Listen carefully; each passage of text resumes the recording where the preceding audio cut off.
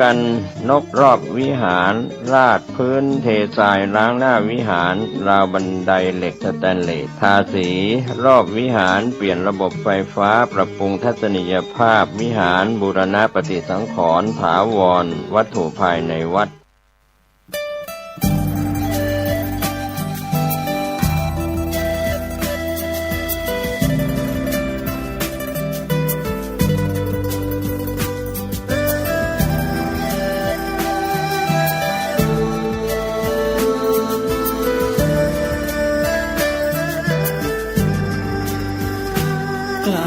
คิดก็ต้องกล้าทำอย่ากลั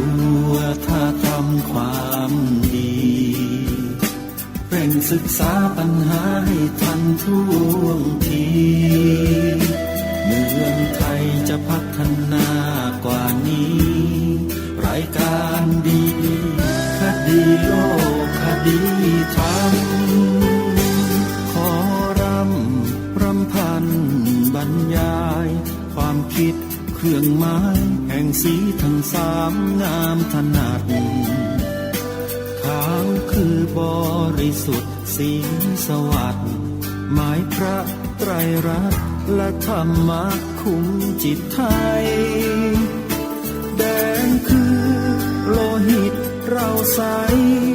ซึ่งยอมสละได้เพื่อรักษาชาติศาสนา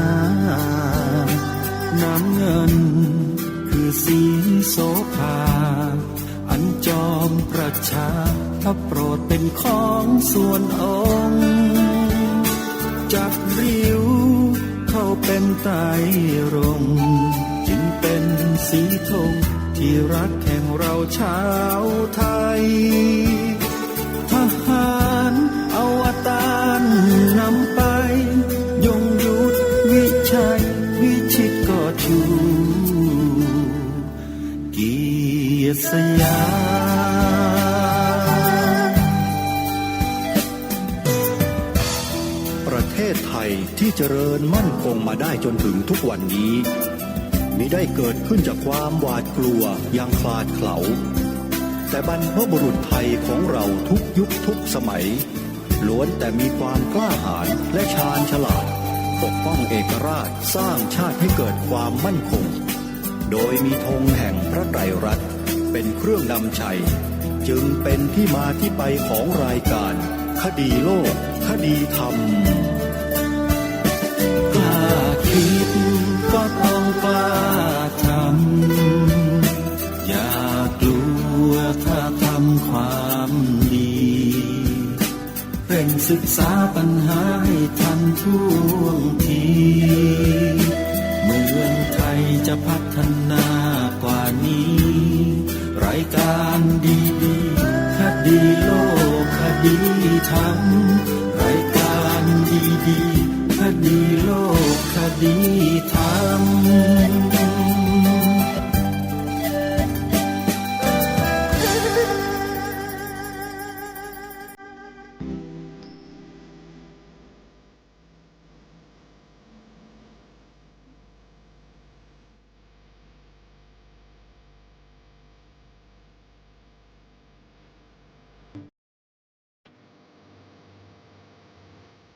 ขอ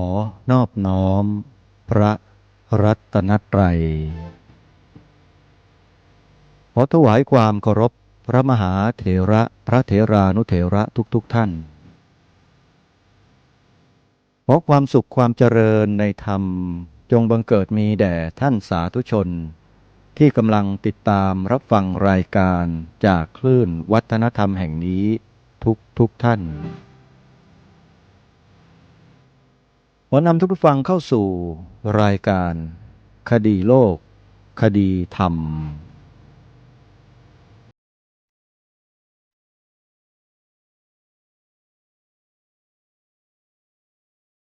วันนี้รายการคดีโลกคดีธรรมยังคงอยู่ในช่วงของการนำเสนอบทพระราชนิพนธ์เทศนาเสือป่ากันที่ต่อจากวันที่แล้วซึ่งเมื่อวันที่แล้วที่ผ่านมานั้นได้อัญเชิญบทพระราชนิพนธ์เทศนาเสือป่าในกันที่8 เรื่องประวัติการแห่งพระพุทธศาสนามานำเสนอต่อท่านผู้ฟังไปจนจบเป็นที่เรียบร้อยแต่มีอยู่สิ่งหนึ่งที่ต้องการจะหยิบยกขึ้นมากล่าวต่อท่านผู้ฟังเป็นการสรุปเรื่องสำคัญเนื้อหาสำคัญในบทที่แล้วหรือในการที่แล้วอีกสักเล็กน้อยเพื่อย้ำเตือนชาวพุทธในประเทศไทยที่มีความศรัทธาในพระรัตนตรัยได้ทราบได้น้อมรับไปเป็นอนุสติเตือนใจของเราเอาไว้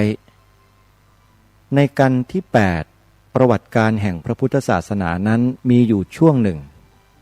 ที่พระองค์ได้ตรัสถึงคณะสงฆ์ธรรมยุทธและคณะสงฆ์มหานิกายทรงตรัสถึงความเปลี่ยนแปลงความไม่แน่นอนของบุคคลไม่ว่าจะอยู่ในคณะใดก็ตามจะต้องมีการเปลี่ยนแปลงไปเป็นธรรมดาโดยความคิดความเห็นที่แตกต่างอยู่เสมอแม้ว่าในวงธรรมยุทธเององค์พระบาทสมเด็จพระจอมเกล้าเจ้าอยู่หัวรัชกาลที่ 4ทรงมีน้ำพระราชฤทัยทรงตั้งคณะธรรมยุทธขึ้นเพื่อมุ่งหวังแห่งความเจริญของพระพุทธศาสนาโดยแท้ก็จริงอยู่แต่ถึงกระนั้นก็ตามบุคคลที่เข้าไปสู่พระศาสนาจำนวนหนึ่งก็หาได้ปฏิบัติตามพระราชประสงค์ที่พระองค์ได้ทรงตั้งคณะธรรมยุทธขึ้นไม่องค์พระบาทสมเด็จพระมงกุฎเกล้าเจ้าอยู่หัวถึงกับทรงแสดงให้เห็นถึงความไม่เหมาะสมและความที่ถือดีของพระภิกษุสงฆ์บางจำพวกที่คิดว่าตนเองนั้นสำคัญดีกว่าคนอื่นแล้วก็ไม่คิดที่จะทำอะไรเลยแต่คณะมหานิกายในคณะดั้งเดิมนั้นเขามีความกระเตื้องในข้อประพฤติปฏิบัติให้ดียิ่งขึ้นและมากยิ่งขึ้นจนแลให้เห็นถึงความแตกต่างมันจะกลับกันด้วยซ้ำไปอันนี้พระองค์ท่านทรงให้แลเห็นถึงความเปลี่ยนแปลงความแตกต่างอันเกิดจากความคิดความเห็นของคนที่เป็นปุถุชนไม่ว่าจะอยู่ในเพศภาวะใดก็ตามซึ่งเป็นเรื่องที่เราจะต้องปรับปรุงความคิดความเห็นเหล่านี้ให้ตรงกันให้ได้ไม่ว่าจะอยู่ในคณะธรรมยุทธหรือว่าจะอยู่ในคณะของมหานิกายก็แล้วแต่สิ่งสำคัญก็คือพระองค์ท่านได้ทรงยกคำของสมเด็จพระมหาสมณเจ้ากรมพระยาวชิรยานวโรรสที่พระองค์ทรงเตือนพระทั้งสองคณะเอาไว้เป็นที่น่าสนใจอย่างยิ่งก็คือว่าไม่ว่าคณะธรรมยุทธหรือว่าคณะมหานิกายก็ตามต้องให้ถือว่าตนนั้นเป็นบุตรของพระพุทธเจ้าเหมือนกันทั้งนั้นถ้าหากพระสงฆ์ไทยเราไม่ว่าจะคณะธรรมยุทธหรือคณะมหานิกายก็แล้วแต่คิดได้เช่นนี้ก็จะถือว่าเป็นพระที่แท้เป็นพระที่ถูกต้องสมตามพุทธประสงค์อย่างแน่นอนเพราะฉะนั้นการที่ใครมาบอกว่าเป็นพระธรรมยุทธเป็นพระมหานิกายเป็นพระบ้านเป็นพระป่าทั้งหลายเหล่านี้นั้นล้วนแล้วแต่ใช้ทิฏฐิความเห็นอัตโนมัติของตัวเองมากล่าวมาแสดงทั้งสิ้นซึ่งไม่เป็นไปตามพระธรรมวินัยขององค์สมเด็จพระบรมศาสดาสัมมาสัมพุทธเจ้าโดยแท้เพราะฉะนั้นใครที่กำลังดูถูกดูแคลนเหยียดหยามกันอยู่ด้วยความเป็นฐานะหรือคณะของตนเองนั้นพระองค์ตรัสว่านั่นไม่ใช่ลูกพระพุทธเจ้าก็ขอฝากพระสงฆ์เราเอาไว้ด้วยในข้อนี้ว่าอย่าแบ่งแยกโดยทิฏฐิโดยความเห็นของตนเป็นหลักแต่จงยึดพระธรรมวินัยเป็นหลักเพราะไม่เช่นนั้นแล้วความแตกแยกมันก็จะเกิดขึ้นมันเกิดจากความคิดข้างในใจเรานี่แหละเป็นอันดับแรกเลยฮะถ้ามันเกิดขึ้นต้องรีบขจัดมันทิ้งเสียขจัดอย่างไรนั้นทุกท่านคงรู้ดีคงทราบดีเพราะถือว่าเป็นผู้รู้มีการศึกษาในหลักธรรมคำสอนมาด้วยกันทั้งนั้นอย่าให้กล่าวไปมากกว่านี้เลยเพราะเดี๋ยวมันจะกลายเป็นว่าผู้พูดนี้เ เป็นผู้ที่กล่าวหาว่าร้ายไปเสียอีกเดี๋ยวจะเข้าใจผิดเป็นเช่นนั้นเพราะฉะนั้นเมื่อเราได้สดับปรับฟังบทเทศนาของพระองค์ท่านถึงตรงนี้แล้วเนี่ยมีอยู่ประการหนึ่งท่านสาธุชนทั้งหลายซึ่งเป็นความต่อเนื่องกันจากคณะธรรมยุทธ์และคณะมหานิกายก็คือว่าพระองค์ตรัสอย่างนี้จะสรุปให้ท่านทั้งหลายได้ฟังเป็นส่วนที่สำคัญอย่างมากในกันที่8ในตอนท้ายพระองค์ตรัสอย่างนี้ว่าอีกอย่างหนึ่งเป็นข้อสำคัญจะเป็นธรรมยุทธ์ก็ดีจะเป็นมหานิกายก็ดีย่อมเป็นพระไทยด้วยกันหมดถ้าพระไทยเราแตกกันแล้วจะเป็นข้อเสื่อมเสียไม่เฉพาะแก่ชาติไทยเราทั้งจะเป็นเครื่องทำลายพระพุทธศาสนาเพราะเหตุใดต้องเข้าใจว่าพระพุทธศาสนาในเวลานี้ไม่มีแห่งใดไม่มีที่ใดในโลกที่จะถือจริงรู้จริงเท่าในเมืองไทยของเราเมืองไทยเราเปรียบเหมือนป้อมอันใหญ่ซึ่งเป็นแนวที่สุดของพระพุทธศาสนาแนวที่หนึ่งแนวที่สองร่อยหรอเต็มทีแล้วยังแต่แนวที่สามและแนวที่สุดคือเมืองไทยเมื่อเรารู้สึกว่ามีหน้าที่สำคัญจะต้องยึดแนวที่สุดเราทั้งหลายจะต้องรู้สึกพร้อมใจกันว่าเราจะต้องรู้สึกภาคภูมิใจของเราจะต้องรู้สึกภาคภูมิในใจของเราเหมือนหนึ่งทหารที่ได้รับมอบหมายให้รักษาหน้าที่สำคัญเมื่อเป็นแนวที่สุดเช่นนี้ข้าศึกตีพ้นแนวไปได้แล้วเป็นหมดเราทั้งหลายเป็นผู้รักษาแนวนี้ถ้าเราไม่ตั้งใจรักษาจริงๆแล้วถ้ามีอันตรายอย่างใดมาถึงพระพุทธศาสนา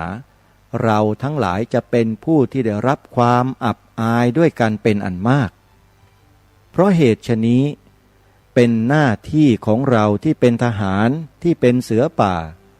จะต้องตั้งใจที่จะรักษาความมั่นคงของพระพุทธศาสนาในกรุงสยามอย่าให้มีอันตรายมาถึงได้อันตรายที่จะมีมาถึงนี้ไม่ใช่จะมีแต่เฉพาะที่เดินมาตรงหน้าถ้าจะระวังแต่เฉพาะอันตรายที่จะเดินมาตรงหน้าบางทีไม่ทันรู้ตัวอันตรายนั้นก็จะมาถึงเสียแล้วเปรียบเหมือนต่างว่าเรายึดป้อมอยู่แต่เราจะไม่ส่งกองลาดตระเวนหรือผู้สืบข่าวออกไปคอยติดต่อกับข้าศึกและมิหนำซ้ำคนในป้อมก็นอนหลับกันเสียหมดเพราะเห็นว่าข้าศึกยังไม่มาเมื่อข้าศึกมาเข้าแล้วจะลุกขึ้นจับปืนทันหรือเพราะฉะนั้นหน้าที่ของเราทั้งหลายก็ต้องทำเหมือนอย่างคนรักษาป้อมคือต้องไม่ประมาทต้องคอยระวังคอยดูหนทางที่ข้าศึกจะคิดเข้าตีป้อมเราต้องคอยจับตาคนลักลอบสอดแนมของข้าศึกต้องคอยจับพวกข้าศึกซึ่งส่งเข้ามาปลอมพลดังนี้ฉันใดผู้ที่คนอื่นเขาส่งเข้ามาปลอมแปลงเพื่อทำลายพระพุทธศาสนาเราทั้งหลายต้องคอยระวังรู้เท่าไว้จึงจะควรการปลอมแปลงเข้ามาเช่นนี้ได้มีมาเป็นแบบธรรมเนียมตั้งแต่ครั้งพุทธกาลเคยมีผู้ปลอมเข้ามาโดยหวังทำลายพระพุทธศาสนาหลายครั้งเพราะฉะนั้นข้าพเจ้าจึงขอตักเตือนท่านทั้งหลายว่าข้อที่พูดกันเรื่องศาสนาเป็นข้อที่ควรระวังเมื่อมีใครเป่าหูเรื่องศาสนาควรฟังหูไว้หูดีกว่าศาสนาของเราเวลานี้ข้าพเจ้าขอกล่าวซ้ำอีกว่ามั่นคงจะอยู่แต่ในเมืองไทยเราเท่านั้นจึงเป็นหน้าที่ของเราทั้งหลายที่เป็นเชื้อชาตินักรบต้องรักษาพระศาสนาอันนี้ให้คงอยู่ในเมืองไทยอีกต่อไปต้องรักษาไว้เพื่อให้เป็นมรดกแก่ลูกหลานของเราทั้งหลายให้เขารักษากันต่อไปยั่งยืนเป็นเกียรติยศแก่ชาติของเราชั่วกาลปวสานท่านผู้ฟังทั้งหลายอ่านมาถึงตรงนี้แล้วขนลุกขนพอง อ่านมาถึงตรงนี้แล้วซาบซึ้งน้ำตาจะไหลนี่คือน้ำพระราชฤทัยขององค์พระมหากษัตริย์ที่ทรงมีต่อพระบวรพุทธศาสนาสิ่งที่พระองค์ทรงย้ำทรงเตือนเรานักหนาก็คือเรื่องของการปลอมแปลงเข้ามาในหมู่ของศาสนิกของเรานี่คือเรื่องที่เรามองไม่ออกเรามองไม่รู้เราดูไม่เห็นคนเหล่านี้เขาปลอมแปลงมาเป็นพระสงฆ์บ้างเป็นสามเณรบ้างเป็นคฤหัสถ์ญาติโยมที่เป็นอุบาสกอุบาสิกาบ้างแล้วคนเหล่านี้เขาเตรียมการกันมาดีหมดรู้เรื่องพระธรรมเรื่องพระวินัยศึกษาอ่านพระไตรปิฎกรู้ถึงกระบวนการจัดการบริหารของคณะปกครองคณะสงฆ์ต่างๆเขาทำการศึกษามาพร้อมและคนเหล่านี้แหละรู้จุดอ่อนของพระพุทธศาสนาว่าคืออะไรโดยเฉพาะพระสงฆ์ปัจจุบันเราทราบข่าวชัดเจนเมื่อ 2-3 วันที่ผ่านมาตำรวจกองปราบหรือตำรวจของเราเนี่ยได้จับแก๊งปลอมบวชที่ไปทำความเสื่อมเสียให้กับพระพุทธศาสนาของเราได้ขบวนการใหญ่เลยเห็นไหมฮะอย่างที่กล่าวไปเมื่อวานว่ามีจริงๆกระบวนการนี้เกิดขึ้นมานานแล้วและพวกนี้ทำกันเป็นระบบมีสื่อคอยสนับสนุนคอยที่จะไขข่าวคอยที่จะเสนอข่าวที่คนพวกนี้ไปทำที่ไหนก็ตามให้เกิดความเสื่อมเสียแก่พระพุทธศาสนาข่าวต่างๆที่ลงหน้าสื่อต่างๆที่นำเสนอผ่านสื่อต่างๆเนี่ยไม่แน่อาจจะเป็นกลุ่มเดียวกันแล้วกระทำกันเป็นกระบวนการจนเกิดความเสื่อมศรัทธาเสื่อมเสียและนำไปสู่การพยายามของคนกลุ่มหนึ่งที่กำลังทำหน้าที่อยู่ในฝ่ายของบ้านเมืองเพื่อที่จะเรียกร้องออกกฎหมายโดยอ้างเหตุการณ์เหล่านี้แหละไปพูดอยู่ในสภาทุกวันนี้ซึ่งเรื่องนี้ทางสถานีโทรทัศน์ผ่านดาวเทียมธรรมาธิปไตยดีทีวีเกาะติดสถานการณ์แล้วนำเสนอต่อท่านสาธุชนเป็นประจำเกือบทุกวันถึงบอกกับท่านสมาชิกสภาพุทธบริษัททุกท่านญาติโยมที่เป็นชาวพุทธทุกท่านว่าถ้าหากว่าเรามีความจริงใจต่อการที่เราจะปกปักรักษาคุ้มครองพระพุทธศาสนาของเราแล้วเนี่ยการเสพการบริโภคข่าวสารข้อมูลถือว่าเป็นเรื่องที่ใหญ่มากและเป็นเรื่องที่จำเป็นจริงๆการที่เราเสพข่าวฝ่ายตรงข้ามอยู่ตลอดเวลาโดยไม่รู้ตัวเนี่ยทำให้เรานั้นเกิดความลังเลสงสัยและเกิดความไม่สบายใจอยู่ตลอดเวลาในการที่จะประกอบกิจการกองบุญกุศลในพระพุทธศาสนานี่คือความจริงที่เราต้องยอมรับเพราะฉะนั้นสถานีโทรทัศน์ธรรมาธิปไตยดีทีวีสถานีวิทยุกระจายเสียงพระพุทธศาสนาแห่งชาติที่ทำการถ่ายทอดรายการในรูปแบบในลักษณะเดียวกันนี้เนี่ยจึงถือเป็นสื่อเพียงสื่อเดียวเท่านั้นที่สามารถที่จะชี้แจงที่จะต่อกลอนกับสิ่งที่เกิดขึ้นในวงการพระพุทธศาสนาในเมืองไทยของเราได้นอกนั้นแล้วอย่าไปหาเลยฮะไปดูได้เลยว่าไม่ว่าช่องไหนที่เป็นช่องศาสนาพุทธเนี่ยที่เปิดกันขึ้นมาเกลื่อนขณะนี้เนี่ยเราก็ไม่รู้เหมือนกันว่ามียาดำแทรกอยู่ข้างในนั้นหรือไม่เพราะว่าเมื่อเกิดเหตุการณ์เหล่านี้แล้วไม่เคยที่จะนำมาวิเคราะห์นำมาวิจัยแล้วนำเสนอให้เกิดสติปัญญาแก่พุทธศาสนิกชนคนไทยเลยแม้แต่นิดเดียวบางทีอาจจะถล่มซ้ำด้วยซ้ำมันไม่ใช่ลักษณะของผู้ปกปักรักษาแต่มันเข้าข่ายลักษณะของผู้ทำลายด้วยซ้ำไปจึงบอกกับท่านทั้งหลายแล้วบอกอีกว่าให้ติดตั้งจานดาวเทียมรับชมสื่อของคณะสงฆ์คือดีทีวีเอาไว้แล้วเราจะตามสถานการณ์ทุกสิ่งทุกอย่างได้ทันเพราะเรามีบุคลากรมีวิทยากรที่ทรงความรู้ผู้มีศีลมีธรรมปฏิบัติดีปฏิบัติชอบและมีความรู้ความสามารถมากมายหลากหลายเนี่ยหมุนเวียนสับเปลี่ยนกันมาร่วมรายการแล้วนำเสนอสิ่งเหล่านี้ให้พวกเราได้ชมได้ฟังกันเป็นประจำแต่เราดูเหมือนว่าเราจะไม่ใส่ใจในสิ่งที่บอกที่กล่าวตรงนี้กันเลยเมื่อยิ่งมาได้อ่านพบเจอบทพระราชนิพนธ์เทศนาเสือป่าตรงนี้ด้วยแล้วเนี่ย ถ้าหากท่านทั้งหลายที่ฟังอยู่ยังคิดว่าไม่จำเป็นในการรับข้อมูลข่าวสารในลักษณะนี้ร่วมกันแล้วนะแล้วท่านก็ไม่คิดที่จะติดตามที่จะดูก็คิดว่าอนาคตพระพุทธศาสนาในเมืองไทย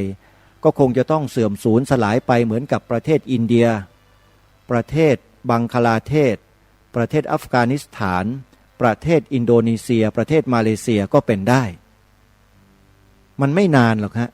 ถ้าหากว่าทุกท่านยังคิดว่าไม่จำเป็นที่จะติดตามข้อมูลข่าวสารเหล่านี้กันอยู่การรู้เท่าทันเนี่ยเป็นเรื่องที่สำคัญพระองค์ท่านตรัสไว้ชัดเจนฮะต้องรู้เท่าทันต้องคอยจับคนลักลอบสอดแนมของข้าศึกต้องคอยจับพวกข้าศึกซึ่งส่งเข้ามาปลอมพลดังนี้ฉันใดผู้ที่คนอื่นเขาส่งเข้ามาปลอมแปลงเพื่อทำลายพระพุทธศาสนาเราทั้งหลายต้องคอยระวังรู้เท่าไว้จึงจะควรสถานีโทรทัศน์ธรรมาธิปไตยดีทีวีรู้เท่าทันแล้วนำเสนอกระบวนการจัดการบริหารของบุคคลเหล่านี้วิเคราะห์สถานการณ์ของบุคคลเหล่านี้ให้ท่านทั้งหลายได้ฟังเป็นประจำอยู่ที่ว่าเราชาวพุทธจะติดตามเรื่องเหล่านี้เหตุการณ์เหล่านี้ให้รู้เท่าทันหรือเปล่าหรือว่าเรายังคงเสพบริโภคสื่อของเขาอยู่อันนี้แหละเป็นคำถามที่ฝากทิ้งท้ายเอาไว้นะฮะท่านสาธุชนทั้งหลายและที่สำคัญประการหนึ่งก็คือว่าเมื่อท่านเสพบริโภคแล้วเข้าใจแล้วรู้แล้วให้บอกต่อๆกันไปด้วยอธิบายให้เขาเข้าใจว่าสถานการณ์ในปัจจุบันในบ้านเมืองเราเนี่ยคนที่กำลังขึ้นไปอยู่บนอำนาจทุกวันนี้เนี่ยเราไม่แน่ใจเหมือนกันว่าเขาเป็นคนที่ปลอมแปลงเข้ามาเป็นศาสนิกในพระพุทธศาสนาของเราหรือเปล่าเพราะสิ่งที่เขากระทำอยู่นั้นน่ะมันสวนทางกับพระธรรมวินัยโดยสิ้นเชิงวาจาของเขากล่าวอ้างว่าเขาเป็นผู้หวังดีเขาเป็นผู้ที่จะมาทำให้ศาสนานั้นมีความขาวสะอาดแต่สิ่งที่เขานำเสนอออกมาแต่ละอย่างนั้นล้วนแล้วแต่เป็นอันตรายต่อความมั่นคงของพระพุทธศาสนาทั้งหมดทั้งสิ้นครูบาอาจารย์ผู้รู้ทั้งหลายท่านวิเคราะห์ไว้ชัดเจนเบื้องลึกเบื้องหน้าเบื้องข้างเบื้องกลางเบื้องหลังท่านรู้หมดแล้วก็นำเสนอเฉพาะสื่อดีทีวีช่องเดียวเท่านั้นด้วยช่องอื่นๆที่เป็นศาสนาเดียวกันเนี่ยท่านไปดูเถอะไม่ว่าจะเป็นช่องนั้นช่องนี้ไม่มีการพูดนำเสนอในลักษณะเช่นนี้เลยคือไม่ใช่ช่องที่รู้ทันฮะถึงแม้จะรู้แต่ก็ไม่นำเสนอแล้วถามว่าเมื่อรู้แล้วไม่นำเสนอมันจะเกิดประโยชน์อะไรนี่คือสถานีโทรทัศน์ธรรมาธิปไตยดีทีวี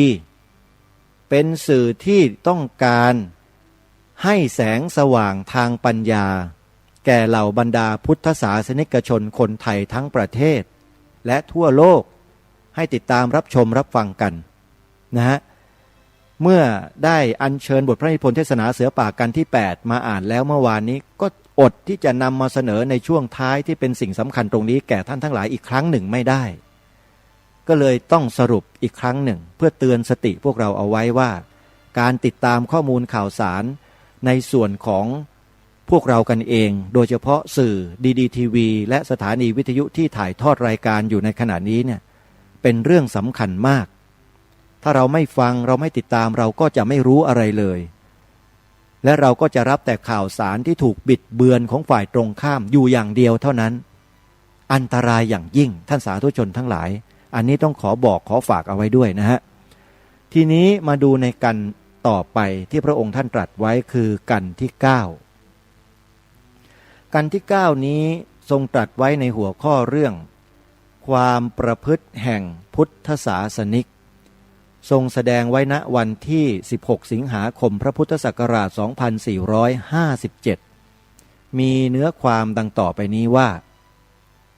เมื่อได้กล่าวถึงความจำเป็นที่เราทั้งหลายผู้เป็นคนไทยจะต้องช่วยกันป้องกันรักษาพระพุทธศาสนาให้ยั่งยืนอยู่แล้วก็ควรจะต้องพิจารณาดูว่าวิธีที่จะรักษานั้นจะควรทำอย่างไรต่อไปกิจที่หนึ่งที่ชาวเราควรต้องพิจารณาคือความปฏิบัติของเราทั้งหลายต่อพระภิกษุสงฆ์ไม่ว่าศาสนาใด ที่จะยั่งยืนอยู่ได้ก็ต้องอาศัยบุคคลจำพวกหนึ่งซึ่งมีหน้าที่เป็นผู้ทรงจำธรรมวินัยและคำสั่งสอนให้กุลบุตรทราบต่อไปจะเรียกพระภิกษุก็ตามบาทหลวงก็ตามหยีก็ตามบุคคลผู้มีหน้าที่สั่งสอนคนให้ประพฤติดีเป็นหน้าที่ต้องประพฤติดีเองอยู่เป็นนิจจึงจะเป็นที่เลื่อมใสและเชื่อถือแห่งผู้เป็นศิษย์ถ้าจะสอนไปแต่ปากส่วนตัวผู้สอนไม่ประพฤติให้ตรงตามคำสั่งสอนของตนเองด้วยแล้วก็ทำให้ผู้เป็นศิษย์ขาดความนิยมนับถือในคำสั่งสอนข้อนี้เป็นข้อสำคัญอันหนึ่งซึ่งผู้มีสติปัญญาได้แลเห็นและกล่าวมานานแล้วและเป็นความจริงอันจะเถียงไม่ได้เลยไม่ต้องดูอื่นไกลนึกดูแต่ถึงคนในบ้านใดบ้านหนึ่งก็ได้ถ้าบ้านไหนนายผู้ปกครองบ้านเป็นผู้ที่ประพฤติตนดีอยู่โดยปกติบรรดาครอบครัวแล้วบ่าวไพร่ในบ้านนั้นก็คงจะเป็นคนดีโดยมากแต่ถ้าบ้านไหนนายผู้ครองบ้านเป็นนักเลงบรรดาครอบครัวและผู้คนในบ้านนั้นก็คงพลอยประพฤติเป็นนักเลงไปด้วยโดยมากด้วยเหตุฉะนี้จึงเป็นความจำเป็นอย่างยิ่งที่พระภิกษุสงฆ์ผู้มีหน้าที่ประกาศพระบรมพุทโธวาทจะต้องตั้งอยู่ในสัมมาปฏิบัติโดยอาการอันเคร่งครัดจริงใจแต่ที่จริงพระภิกษุซึ่งครองกาสาวพัสอยู่ในเวลานี้มีที่ปฏิบัติซามอยู่นั้นเป็นอันมากจึงเป็นที่น่าเสียใจอยู่บ้างการที่ผู้ประพฤติบกพร่องยังคงมีอยู่ได้ในหมู่พระภิกษุสงฆ์นั้นถ้าจะว่าไปแล้วต้องกล่าวว่าแท้จริงความผิดอยู่กับพวกเราทั้งหลายผู้เป็นคฤหัสถ์ทั้งนี้เป็นมาแล้วต่อเนื่องมาแต่โบราณกาลเพราะเหตุใดจะขออธิบายให้ท่านทั้งหลายฟังตามความสันนิษฐานโดยสังเขปในชั้นต้นผู้ที่จะเข้าไปอุปสมบทในพระพุทธศาสนาย่อมเป็นผู้ที่มีความเลื่อมใสโดยแท้จริงมีความตั้งใจว่าจะยอมละโลก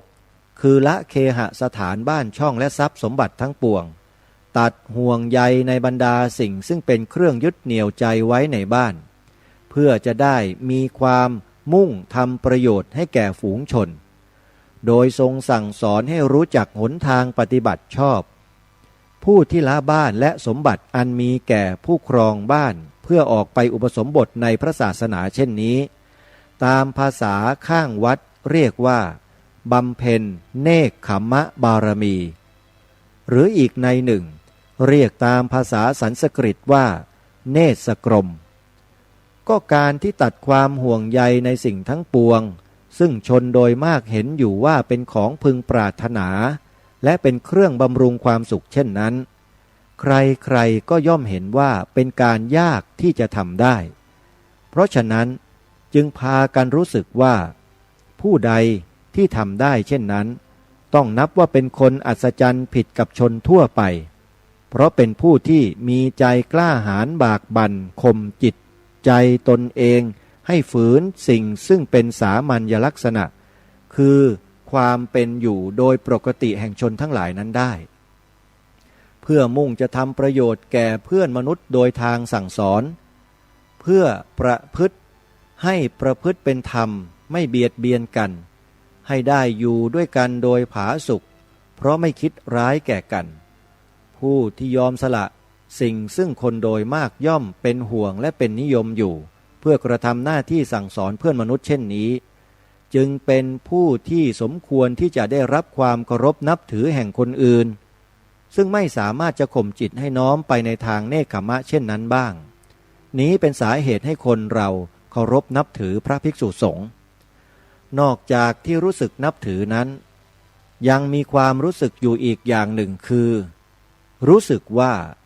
ผู้ที่ออกไปอุปสมบทเป็นพระภิกษุแล้วนั้นถึงแม้ว่าจะได้สละความห่วงใยในกามมาบริโภคทั้งปวงแล้วก็จริงแต่อาหารก็ยังคงต้องกินอยู่เพื่อบำรุงชีวิตและร่างกายให้ดำรงคงอยู่ยังต้องการเครื่องนุ่งห่ม เพื่อป้องกันความร้อนความเย็นที่มากระทบร่างกายและกันริ้นยุงและสัตว์เล็กที่จะเกาะกัดให้รำคาญยังต้องมีที่พอพักอาศัยกันความร้อนความหนาวกันแดดกันลมกันฝนกับยังต้องการหยูกยาอันต้องใช้เพื่อป้องกันหรือเยียวยารักษาความไข้ในร่างกายสิ่งซึ่งจำเป็นทั้ง4อย่างนี้ภิกษุจะเที่ยวหาโดยใช้ทุนทรัพย์ซื้อหาหรือแลกเปลี่ยนอย่างเช่นสามัญชนนั้นหาได้ไม่เพราะได้สละบรรดาทรัพย์สมบัติเสียสิ้นแล้วจึงเป็นหน้าที่ของผู้เป็นคฤหัสถ์จะต้องจัดหาให้แก่พระภิกษุด้วยน้ำใจอันศรัทธาเป็นการตอบแทนความชอบของพระภิกษุผู้ที่ให้ทานธรรมนั้นด้วยสิ่งของซึ่งคฤหัสถ์มีอยู่แล้วหรือซึ่งอาจจะจัดหามาได้ด้วยกำลังทุนทรัพย์การให้ของทั้ง4อันกล่าวแล้วนั้นจึงนับว่าเป็นการทำบุญอย่างดีเหมือนช่วยทำนุบำรุงพระศาสนาให้ถาวรวัฒนาอยู่เพราะเมื่อบำรุงพระภิกษุผู้มีหน้าที่ทรงจำพระศาสนาไว้และประกาศสั่งสอนให้แก่เราเช่นนั้นพระภิกษุที่จะได้มีกำลังพอดำรงพระศาสนาไว้ได้การเคารพพระภิกษุก็ดีการบำรุงด้วยปัจจัยทั้ง4ก็ดีนับว่าเป็นความประพฤติอันดีในส่วนคฤหัสถ์จัดเป็นกุศลกรรมอันประเสริฐได้ส่วนหนึ่งบรรดาผู้หลักผู้ใหญ่จึงสั่งสอนลูกหลานให้ปฏิบัติต่อกันมาหลายชั่วคนแต่ผลอันมีมานั้นมีทั้งทางดีและทางเสียส่วนทางดีคือเป็นทางบำรุงพระศาสนานั้นได้กล่าวมาแล้วส่วนทางเสียนั้นได้บังเกิดมีตามมาในภายหลังคือคฤหัสถ์ผู้เคารพนบนอบและบำรุงผู้ที่บวชด้วยปัจจัยทั้ง4นั้นมิได้เลือกบุคคลที่ควรเคารพหรือมิควรบำรุงหรือมิควรสักแต่นุ่งห่มผ้ากาสาวพัสแล้วก็เคารพและบำรุงเสมอกันหมดความเคารพและบำรุงโดยไม่ได้เลือกเช่นนี้ย่อมเป็นสาเหตุให้เกิดผลร้ายคือเกิดมีคนที่เกียจคร้านเข้าไปบวชในพระศาสนาโดยรู้สึกว่าหากินได้ง่ายกว่าคงเป็นฆราวาสอยู่เพราะไม่ต้องทำอะไรนอกจากโกนหัวกับนุ่งห่มเหลืองเท่านั้นก็ได้รับความเคารพนบนอบได้มีข้าวกินอิ่มท้องได้มีผ้านุ่งห่มได้มีเรือนพอพักอาศัยได้มีหยูกยาพอที่จะรักษาโรคภัยไข้เจ็บคนที่เข้าไปบวชเพราะเกียจคร้านเกินไปที่จะคงเป็นคฤหัสถ์อยู่เช่นนี้มีได้เป็นอันมากก็เพราะคฤหัสถ์โดยมากบำรุงเท่ากับผู้ที่มีความตั้งใจดีแท้จริงมุ่งบำเพ็ญเนกขมบารมีแท้จริง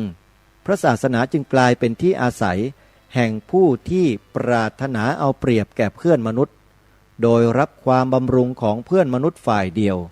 ไม่ต้องขวนขวายออกกำลังกายหรือความคิดเพื่อทำประโยชน์ตอบแทนเลยนอกจากคนเกียจคร้านยังมีคนที่ร้ายกว่านี้อีกจำพวกหนึ่งคือพวกที่แท้จริงเป็นผู้มีใจทุจริตคิดหากินโดยทางช่อโกงหรือแม้ขโมยเพื่อนบ้านซึ่งถ้าแม้จะทำการทุจริตในขณะที่เป็นคนธรรมดาอยู่ก็ไม่ถนัดจึงเอาผ้ากาสาวพัสหุ้มห่อตัวเพื่อปลอมตัวเป็นภิกษุซึ่งเป็นที่เคารพนับถือของคนทั่วไปแล้วและทำการทุจริตต่างๆได้สะดวกโดยอาศัยความนิยมนับถือแห่งชนทั้งหลายอันมีอยู่ในผู้ทรงผ้ากาสาวพัสคนจำพวกนี้แท้จริงควรจะนับว่าเป็นคนร้ายอย่างชะกันเพราะนอกจากเป็นคนลักเพศต้องจัดว่าเป็นผู้ทำลายพระศาสนาพาให้คนคลายความนิยมในพระภิกษุซึ่งปฏิบัติดีนั้นไปด้วยทั้งเป็นผู้เปิดช่องให้ผู้อื่นซึ่งมิได้ถือพระพุทธศาสนามีโอกาสพูดจาแคะไขติเตียนพระศาสนาของเราได้ถนัดทำให้เป็นที่เสื่อมเสียทั่วไปไม่จำเพาะแต่ในส่วนพระพุทธศาสนาทั้งเป็นที่เสื่อมเสียเกียรติยศแห่งคนไทยที่นิยมเคารพนับถือและทำนุบำรุงคนที่ประพฤติชั่วหลอกลวงโลกเช่นนี้แท้จริงพวกที่ขโมยเพศเอาผ้าเหลืองเป็นเครื่องห่มกันตัวและปกปิดความชั่วเช่นกล่าวแล้วนั้นค ควรนับว่าเป็นผู้ร้ายอย่างชั่วช้าหาควรที่จะกรุณาอย่างใดไม่เพราะเป็นผู้ที่มิได้ทำคุณประโยชน์อย่างใดคงให้แต่โทษร้ายเท่านั้นเพราะฉะนั้นคฤหัสถ์ที่บำรุงคนจำพวกนี้ก็เหมือนอุดหนุนโจรให้ปล้นพระศาสนาและอุดหนุนผู้ร้ายที่ทำลายเกียรติคุณของชาติเมื่อแลเห็นโทษแห่งการบำรุงคนนุ่งห่มเหลืองโดยไม่เลือกหน้าเช่นนี้แล้วจึงจำจะต้องกล่าวว่าแท้จริงการที่ผู้ประพฤติบกพร่องในหน้าที่แห่งพระภิกษุยังคงมีอยู่ได้นั้นต้องนับว่าเป็นความผิดของเราทั้งหลายผู้เป็นคฤหัสถ์ส่วนยาที่จะแก้นั้นแท้จริงเราทั้งหลายมีอยู่ในเมืองเราเองแล้วแต่หากไม่ใช้ยานั้นเท่านั้นยาที่กล่าวนี้ก็คือการเลือกเคารพและบำรุงแต่ผู้ที่ควรเคารพและบำรุงกล่าวคือเคารพและบำรุงแต่จำพวกพระภิกษุผู้ปฏิบัติควรแก่หน้าที่แห่งพระภิกษุตามความที่สมเด็จพระบรมศาสดาของเราทั้งหลายได้ทรงตั้งพระหฤทัยไว้ให้กระทำกล่าวคือ 1. เป็นผู้ที่ได้ตั้งใจในทางเนกขัมมะละคารวาสวิสัยทิ้งบ้านเรือนและสมบัติเพื่อจะได้กระทำประโยชน์แก่เพื่อนมนุษย์ 2. เป็นผู้ตั้งใจอุตสาหะเล่าเรียนพระธรรมวินัยเพื่อให้ยืนยงคงอยู่ไม่ให้เสื่อมทราม 3. เป็นผู้สั่งสอนชักจูงใจแห่งชนให้ประพฤติสัมมาจารีตั้งอยู่ในศีลธรรมรักษาความสุจริตละเว้นทุจริตเพื่อจะได้ไม่เบียดเบียนซึ่งกันและกัน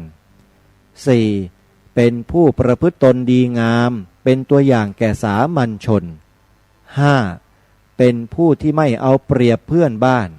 ไม่ใช่คอยแต่นั่งรับความบำรุงเปล่าๆแล้วและไม่ทำประโยชน์ตอบแทนผู้ที่ประพฤติพร้อมด้วยองค์ห้าเช่นนี้จึงจะเป็นผู้ที่สมควรได้รับความเคารพและความทำนุบำรุงแห่งเราทั้งหลายผู้เป็นอุบาสกและถ้าเราทั้งหลายพร้อมใจกันตั้งใจเสียว่าถ้าใครไม่มีลักษณะบริบูรณ์ทั้ง5สถานคือไม่เป็นพระภิกษุอย่างเคร่งครัดดีจริงแล้วจะไม่ได้รับความเคารพหรือความทำนุบำรุงของเราทั้งหลายชะนี้เชื่อว่าคงจะเป็นประโยชน์แก่พระศาสนาเป็นอันมากส่วนคนจำพวกที่เข้าไปบวชอยู่เพราะเกียรติคร้านนั้นเมื่อรู้สึกว่าการที่เป็นพระภิกษุก็จะต้องมีงานทำหนักอยู่บ้างแล้วก็จะต้องเลือกเอาใน2 อย่างคืออย่างหนึ่งต้องพยายามขยันทำหน้าที่แห่งพระภิกษุหรืออีกอย่างหนึ่งเมื่อไม่สามารถจะทำหน้าที่แห่งพระภิกษุให้บริบูรณ์ได้ก็จะได้สึกเสียส่วนพวกที่เอาผ้าเหลืองห่อกายเป็นเครื่องกำบังเพื่อหากินโดยทางทุจริตนั้นเมื่อรู้สึกว่าการนุ่งห่มผ้ากาสาวพัดอย่างเดียวไม่เป็นเครื่องคุ้มตัวได้แล้วก็จะได้หลีกเลี่ยงไปให้พ้นหมู่ซึ่งตนเข้าไปปลอมอยู่นี้แหละเป็นกิจที่หนึ่งซึ่งชาวพุทธเราผู้ถือพระพุทธศาสนาควรกระทำเพื่อรักษาพระพุทธศาสนาให้ยั่งยืนต่อไปและถ้าเราทั้งหลายนัดกันทำเช่นเดียวกันให้หมดในไม่ช้าคงจะได้เห็นผลอันดีเป็นแน่แท้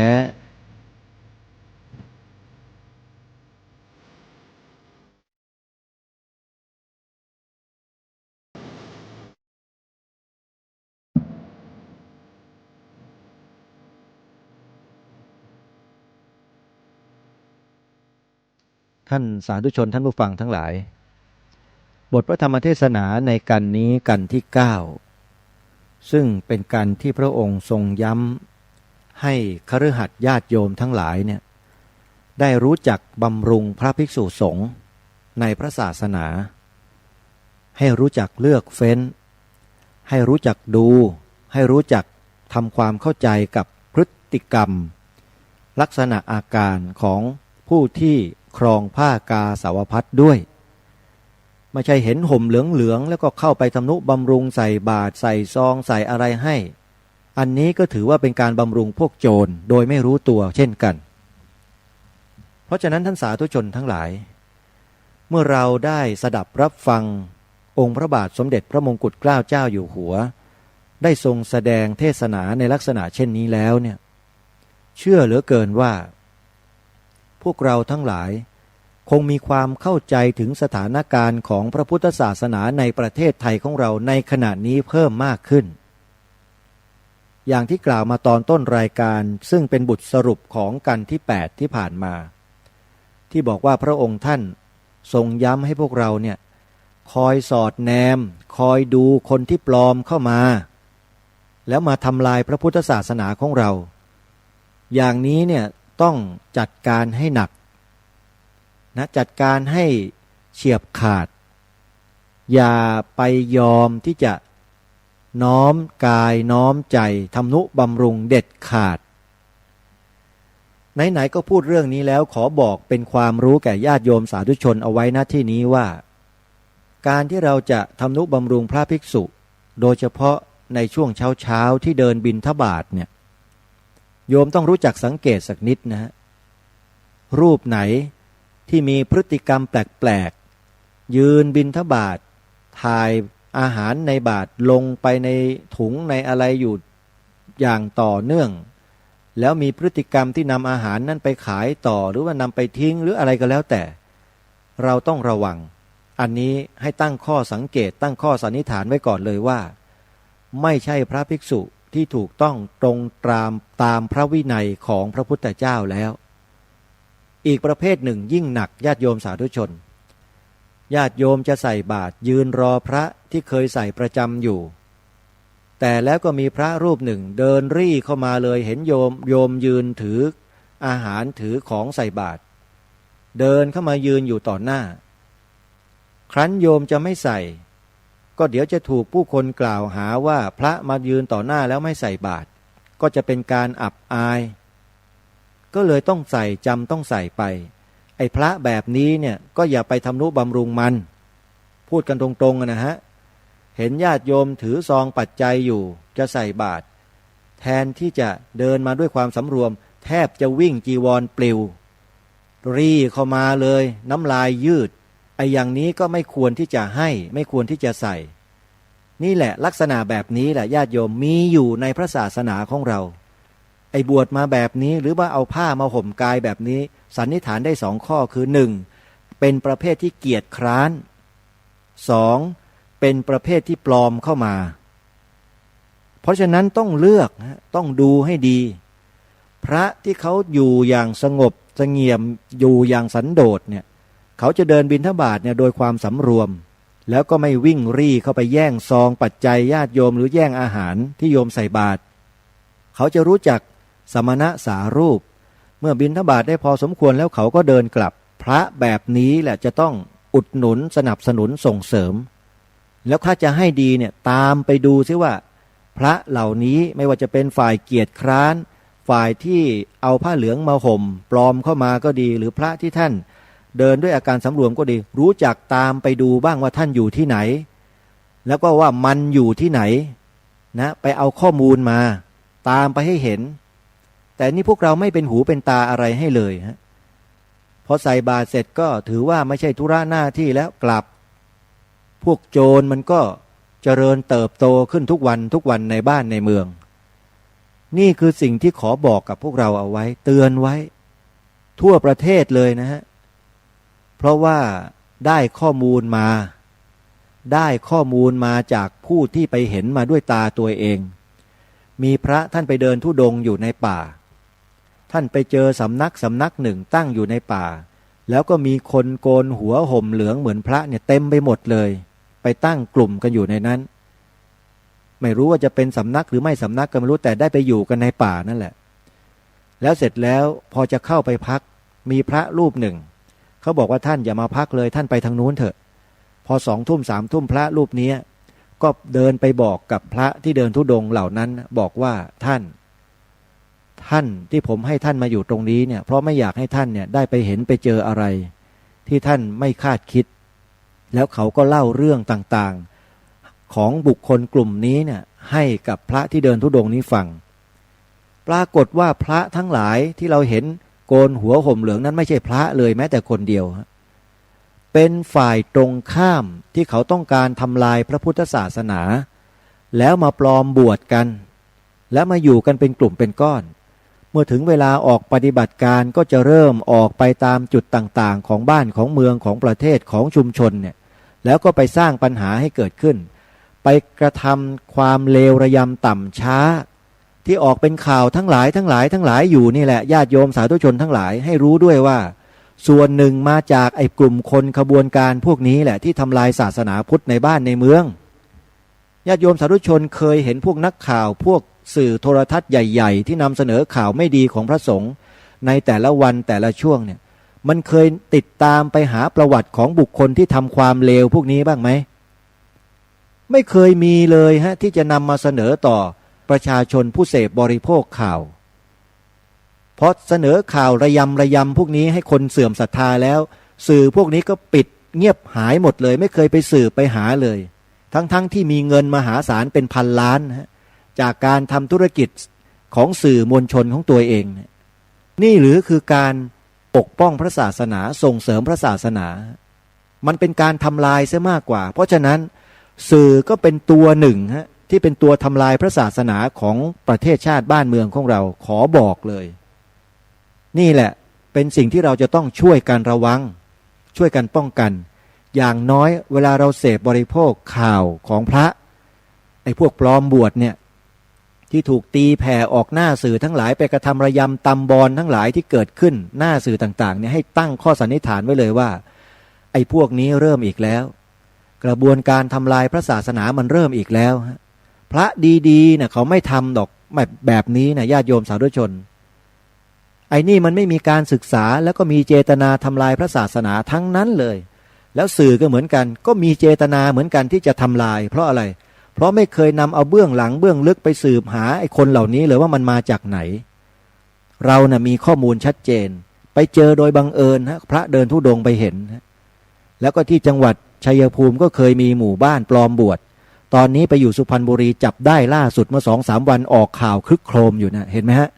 ยังมีอีกเยอะญาติโยมสาธุชนไม่ต้องกลัวหรอกเพราะฉะนั้นการฟังรายการคดีโลกคดีธรรมการติดตามสถานการณ์ทางสื่อของพระพุทธศาสนาสถานีโทรทัศน์ดีทีวีเนี่ยท่านลองคิดดูเถอะว่ามีความจำเป็นหรือไม่และถึงเวลาหรือยังที่เราจะต้องกลับมาเสพมาบริโภคสื่อของเรากันเองและมาช่วยกันสนับสนุนส่งเสริมกันให้มากๆเราจะได้มีกำลังในการที่จะทำหน้าที่ของเราต่อไปอันนี้ต้องขอฝากไว้ช่วงท้ายรายการญาติโยมสาธุชนทั้งหลายมาถึงกันที่9ตรงนี้แล้วพรุ่งนี้เรามาสดับรับฟังพระเทศนาในกันที่10ซึ่งพระองค์ท่านตรัสในหัวข้อเรื่องการอุปสมบทลองดูนะฮะว่าพรุ่งนี้เราจะได้เนื้อหาสาระที่เป็นประโยชน์จากพระองค์ท่านอย่างไรวันนี้เวลาของรายการมาสู่ช่วงท้ายแล้วขอฝากญาติโยมสาธุชนอย่างนี้ว่าการทำสถานีโทรทัศน์การทำสถานีวิทยุของพระสงฆ์ที่มีจุดมุ่งหมายเพื่อเผยแผ่พระพุทธศาสนาและนำเสนอข้อมูลข่าวสารต่างๆที่เกี่ยวข้องกับพระศาสนาในแง่มุมต่างๆนั้นเราอาตมาภาพทำงานด้วยจิตศรัทธาด้วยความมุ่งมั่นด้วยความทุ่มเทด้วยความเสียสละโดยไม่มีบุคคลใดหน่วยงานใดองค์กรใดบริษัทห้างร้านใดมาสนับสนุนเลยอย่างเป็นรูปธรรมเป็นจำนวนเงินที่เป็นงบประมาณที่เห็นเป็นตัวของตัวเลข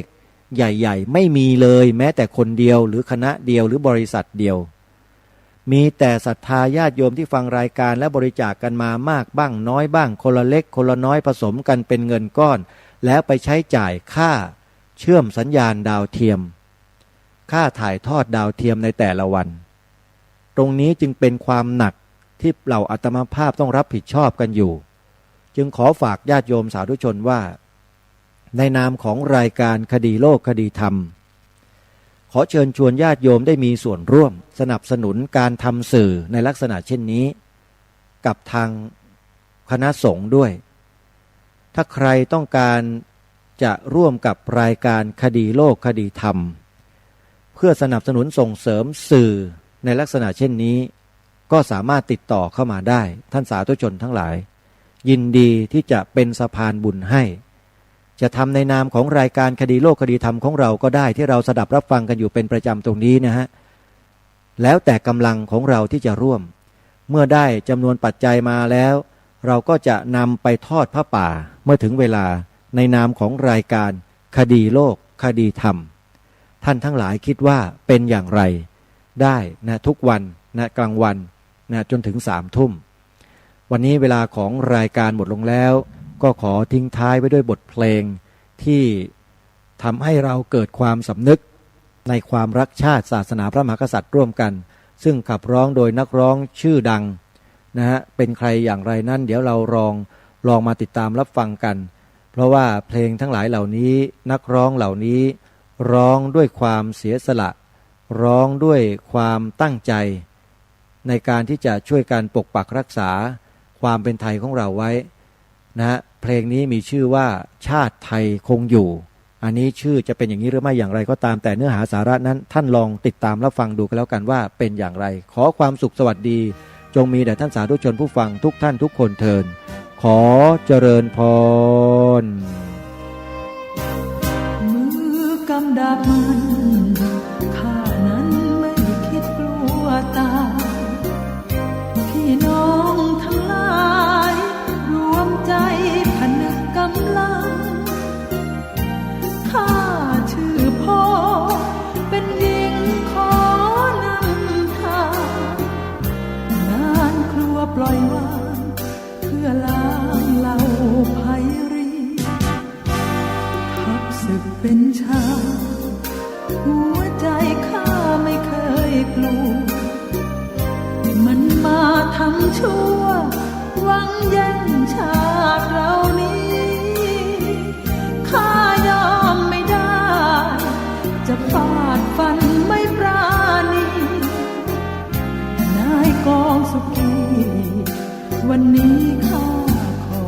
ประลองหน้าข้าใสใจข้าสู้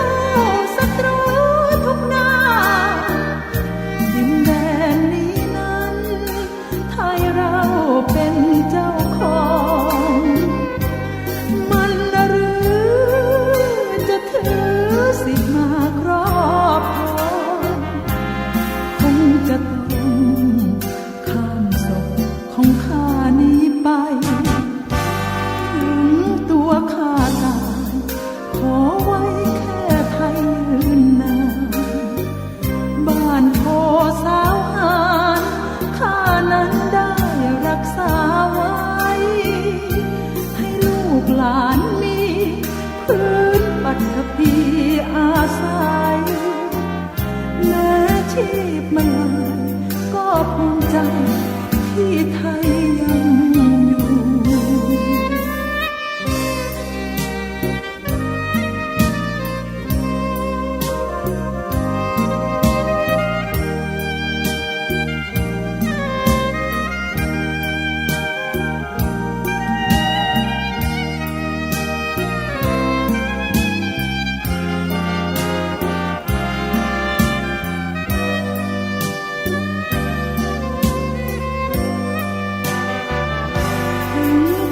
ข้าตายขอไว้แค่ไทยยืนนานบ้านโพสาวหารข้านั้นได้รักษาไว้ให้ลูกหลานมีพื้นปัฐภีอาศัยแม้ชีพมาลายก็ภูมิใจที่ไทยยังอยู่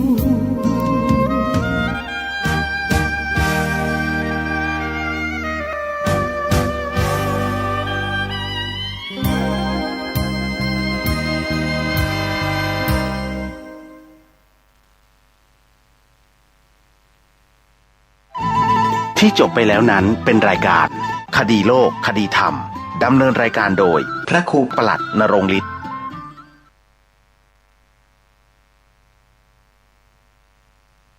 กฐินทานคือสังฆทานบุญทานยิ่งใหญ่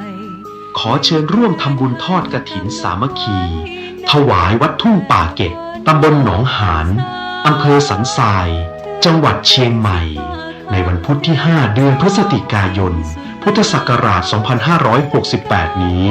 สามารถทำบุญผ่านธนาคารกรุงไทย ชื่อวัดทุ่งป่าเก็บ เลขบัญชี 375-074-7407 หรือสอบถามที่เจ้าอาวาส 063-163-9950 ปัจจัยทั้งหมดเพื่อสมทบทุนซื้อที่ดินหน้าวัดที่ยังค้างอยู่ 900,000 บาทถ้วน เพื่อเป็นพุทธบูชาให้ทานที่ดิน จะได้ความมั่นคงตลอดกาล ทอดกฐินทานตามกาลเวลาเดินมนุษย์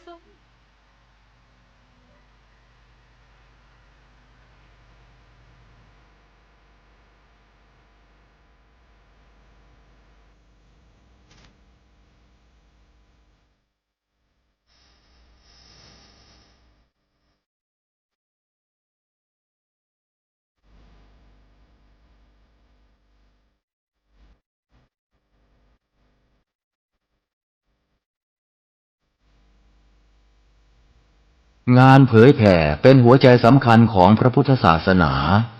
พระพุทธเจ้าอุบัติขึ้นมาบนเป้าหมายแห่งการเผยแผ่ความดีนำความดีไปแทรกไว้ในจุดที่มีความดีไม่มากค่อยๆเจือจางจนกระทั่งความไม่ดีนั้นหายไปเหลือแต่ความดีหรือมีดีมากกว่าไม่ดี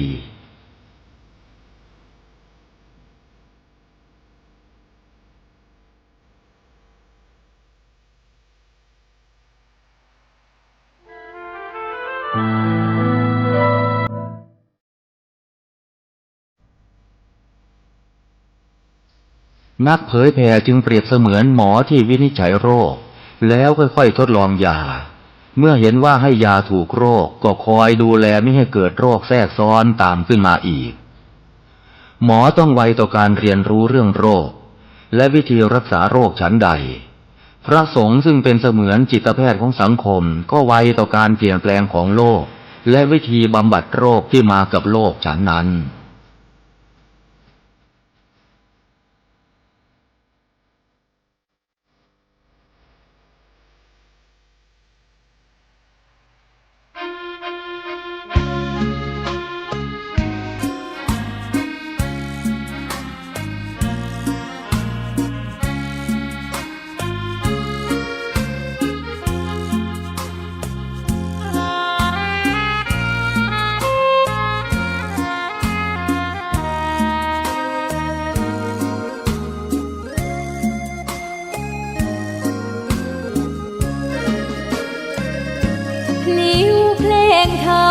ถูกถ้อยคำเข้าถึงจิตใจ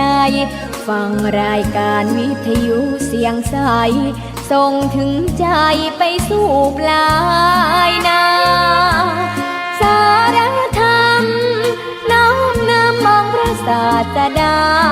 บอกผู้คนทั่วลาหันมาเข้าวัดฟังธรรมคลื่นเสียงนี้เป็นคลื่นธรรม